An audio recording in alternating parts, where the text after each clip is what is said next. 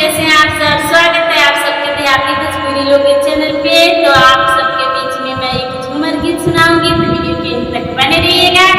वादा है कि आप सबको बहुत ही अच्छा लगेगा। भादो के महीना गरमी पड़े जोर, गोबर घर में एसी लगा दो राजा मोर। भादो के महीना गरमी पड़े जोर, गोबर घर में एसी लगा दो राजा मोर। एक कदम जान मारे गरमी के दिनवा, दूसरे में जान मारे नोचड़ बेईमानवा।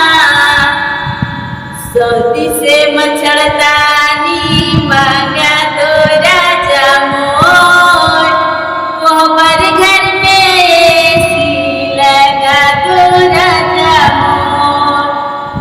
एक कदम जान मारे हजार दिनवा, दूसरे में जान मारे बारिश के दिनवा।